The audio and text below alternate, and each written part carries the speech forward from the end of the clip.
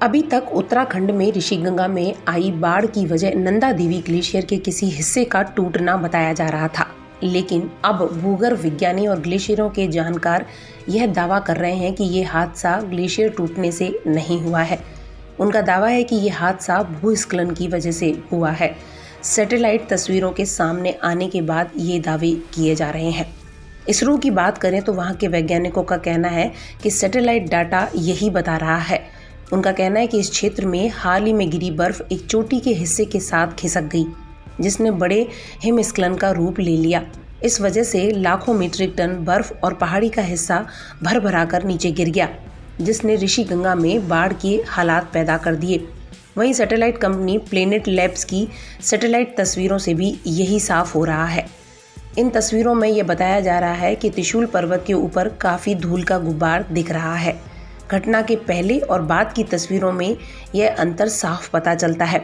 ऊपर से जमी धूल और मिट्टी खिसककर नीचे की तरफ आई और उसके बाद फ्लैश फ्लड हुआ।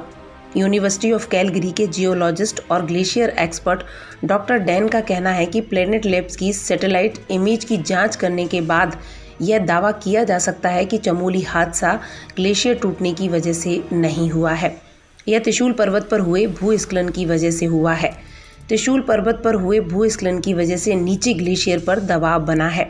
डॉक्टर डैन शुगर ने अपने ट्वीट में कहा है कि ग्लेशियर के ऊपर डब्लू आकार में भूस्खलन हुआ, जिसकी वजह से ऊपर लटका हुआ ग्लेशियर नीचे की तरफ तेजी से आया है।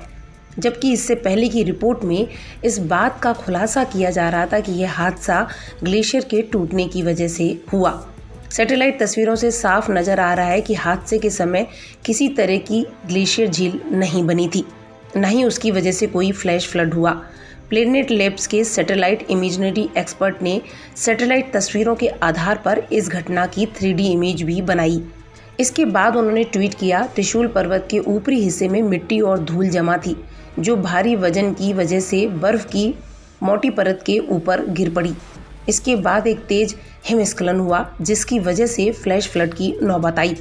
नंदा देवी ग्लेशियर के ऊपर त्रिशूल पर्वत पर रॉक स्लॉप डिटैचमेंट हुआ, यानी बर्फ की करीब 2 लाख वर्ग मीटर मोटी बर्फ की परत और धूल और मिट्टी के खिसकने की वजह से 2 किलोमीटर नीचे सीधे आकर गिरी। इसकी वजह से घाटी के निचले हिस्से में काफ़ी दबाव पड़ा। इसके बाद कीचड़, पानी, पत्थर और बर्फ एवलांच के रूप में नीचे की तरफ आया।